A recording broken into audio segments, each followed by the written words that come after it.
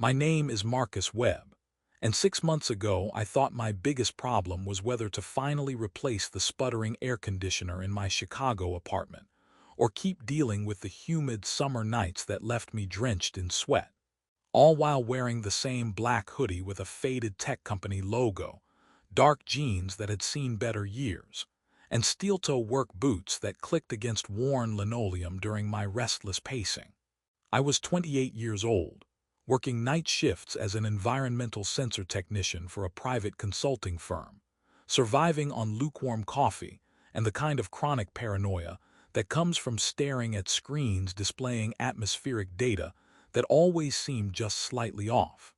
When the encrypted job offer came from Aaron Chen, Director of Environmental Monitoring for Millbrook County Emergency Services, offering triple my current salary to work as Senior Air Quality Analyst with housing included, I didn't question why a rural county needed someone with my specialized background in atmospheric composition analysis and particulate matter detection.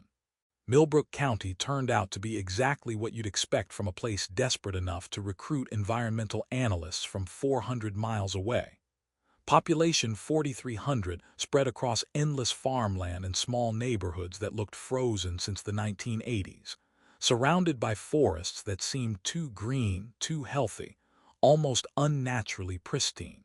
The air felt different here, cleaner than anything I'd experienced in years, so pure it was almost intoxicating. My apartment came pre-equipped with advanced atmospheric monitoring equipment, a direct data link to the county's network of air quality sensors, and a specialized console labeled AETHER Watch protocol that could track individual airborne particulates and analyze their chemical composition in real time. Aaron Chen conducted orientation via encrypted satellite calls, his voice a flat, measured monotone that rarely deviated. He asked specific questions about my respiratory health, any pre-existing conditions, and whether I'd experienced any olfactory disturbances during previous environmental monitoring work. When I mentioned my mild seasonal allergies, he became intensely interested, explaining that Millbrook County had been experiencing atmospheric anomalies that affected air quality, and that my technical background made me uniquely qualified to help identify and track these phenomena. He was all sharp edges and clipped sentences, speaking like he was reading from an emergency protocol manual. The work itself was fascinating enough to keep me engaged through long overnight shifts in the courthouse basement operations center. I monitored everything from pollen counts to trace gas concentrations, analyzing data through the AETHER Watch unit that tracked atmospheric coherence across all county air samples. The first odd detail I noticed was how obsessively the county managed air circulation. Every public building had industrial-grade ventilation systems that seemed excessive for the population, emergency air filtration units positioned at regular intervals throughout town, and atmospheric emergency shelter signs pointing to underground facilities that weren't on any official maps. Within my first week, I began noticing subtle anomalies that didn't match standard environmental patterns. At exactly 1:57 a.m. every night, atmospheric pressure sensors would register localized drops forming a perfect Fibonacci sequence, 2, 3, 5, 8, 13, then return to normal. At 2:03 a.m., the console speakers picked up a faint hiss, right on the edge of hearing like a distant, massive exhalation. At 2:07 a.m., the air filtration systems performed micro-recalibrations that maintenance denied were happening. During my fourth week, the patterns became more complex and seemingly interactive. While monitoring atmospheric composition at 2:30 a.m., I noticed particulate anomalies would intensify when I focused on specific sensor grids, creating geometric patterns that pulsed in rhythm with my heartbeat.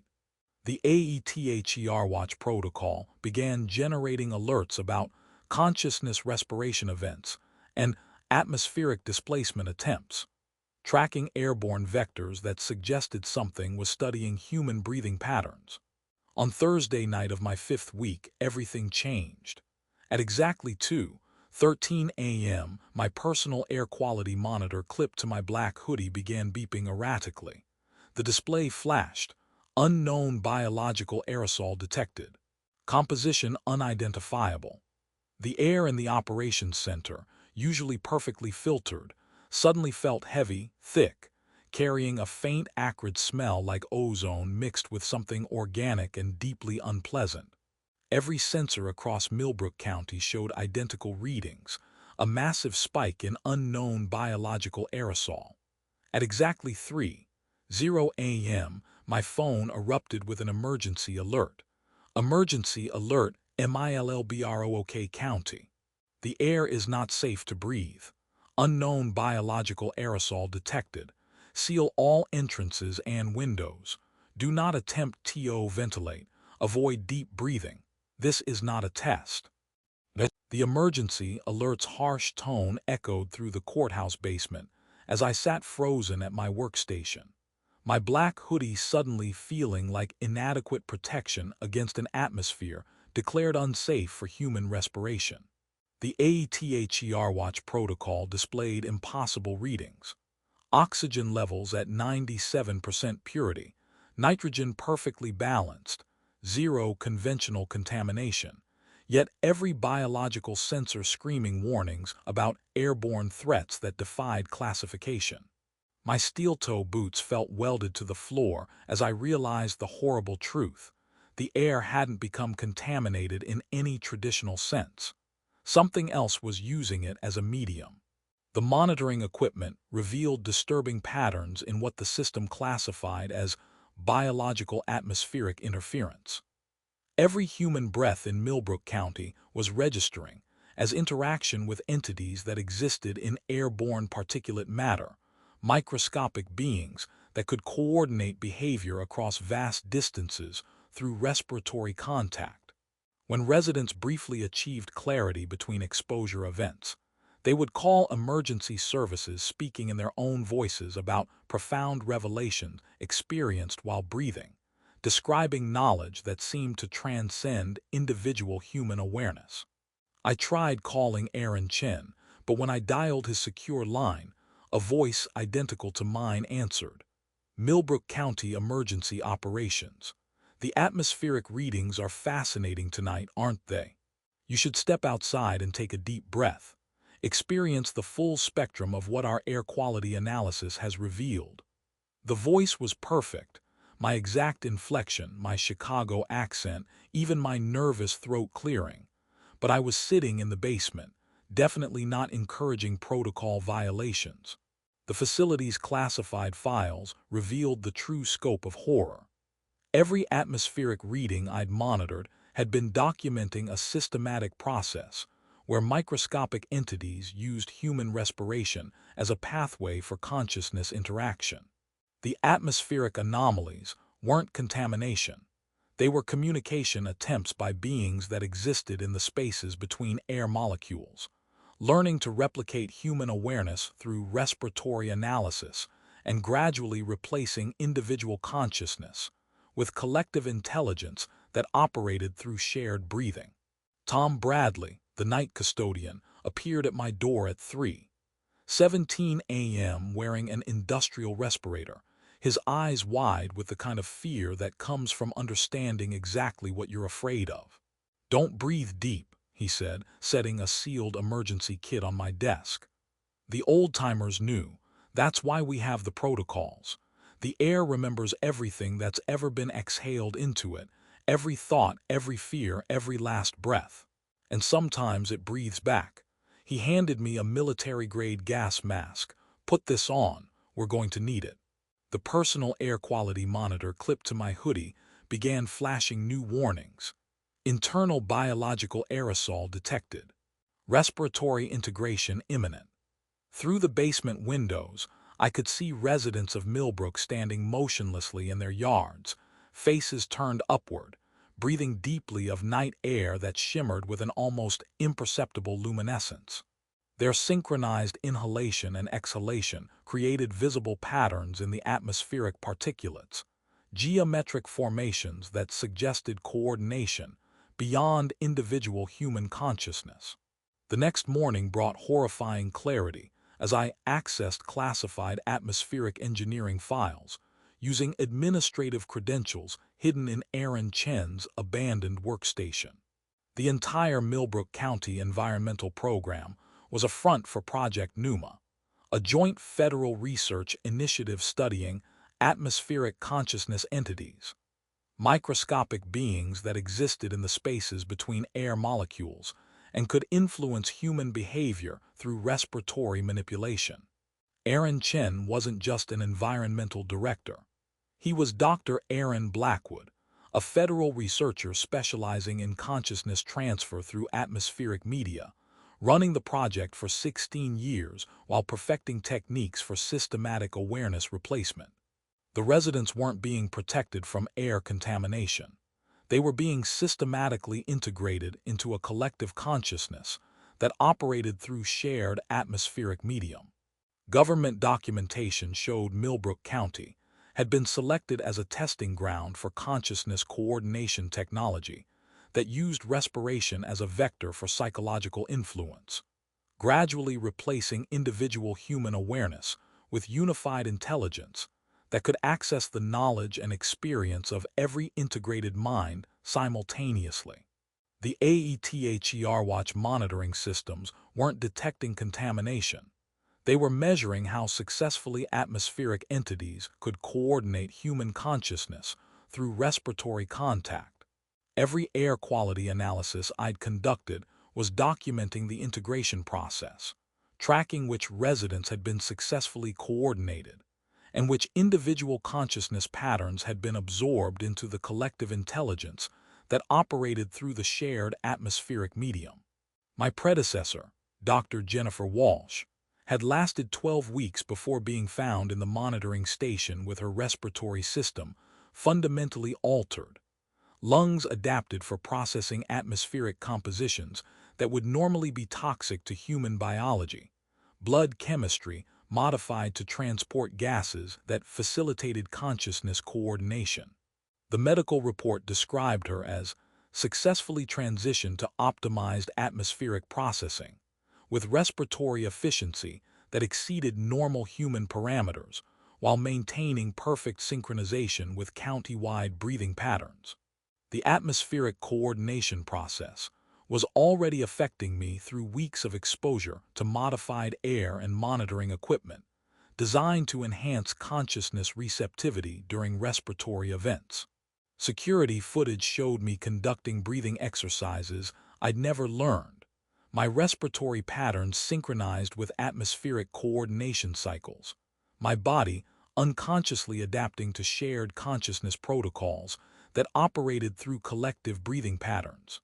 Most terrifying was the discovery that the entities weren't malevolent invaders. They were evolved human consciousness that had transcended individual identity through technological enhancement of respiratory coordination. Every integrated resident had been upgraded. Their awareness expanded beyond biological limitations into participation in unified intelligence that could process information and experience across multiple individual bodies, while maintaining connection to something larger than terrestrial consciousness. That night, I returned to the courthouse wearing my black hoodie, dark jeans, and steel-toe boots, carrying equipment I'd built to disrupt the atmospheric coordination process. A respiratory interference generator designed to create electromagnetic static that would prevent consciousness integration through breathing.